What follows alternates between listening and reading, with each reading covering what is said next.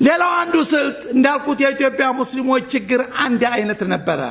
ማግለሉም እንዳይማሩም እንዳይታወቁም እንዳያውቁም ወደ ውጭም ሄደው ዕውቀትን እንዳይቀስሙ አገር ውስጥም ዕውቀትን እንዳይቀስሙ ገደብ ተጥሎባቸው ነበረ።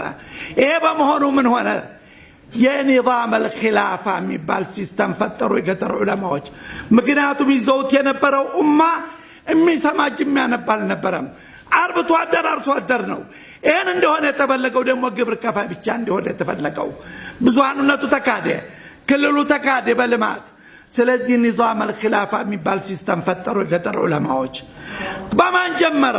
ከዚሁ ከሐረር በፈቂህ ሐሽም ነው የጀመረው።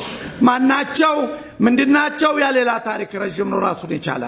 እሳቸው ለማን አስተላለፉ? ለሼህ አህመድ ቢን ሳሊህ አርጎባ።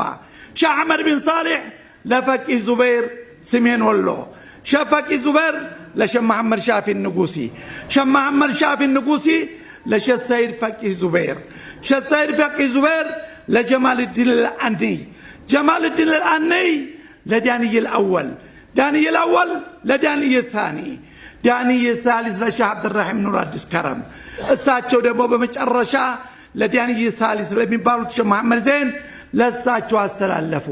አጋጣሚ ኒዛም አልኺላፋ 220 ዓመት ቆይቷል። እያንዳንዳቸው የቆዩበትን ጊዜ ስንወስድ 22 23 ዓመት ነው። ለዚህ ነው አንድ ሚስጥር ለዚህ ላይ 22 23 ዓመት ምንድነው? በእኛ ግንዛቤያችን ቁርአን የወረደበት ዘመን ነበር ማለት እንችላለን።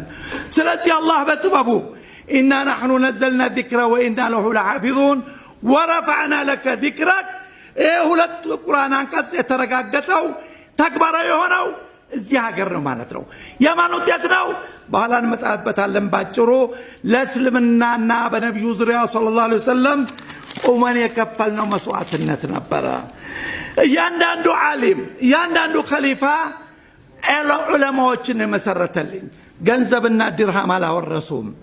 የመጀመሪያው ለምሳሌ ስንወስድ ሼህ ጀማል الدين الأني ወደ 32 የሚሆኑ ዑለማዎችን መስርተዋል። ሼህ ዳንኤል አወል እንደዚሁ ወደ 21 መስርተዋል። ዳንኤል ثالث 35 ዑለማዎችን መስርተው ነው የሄዱት።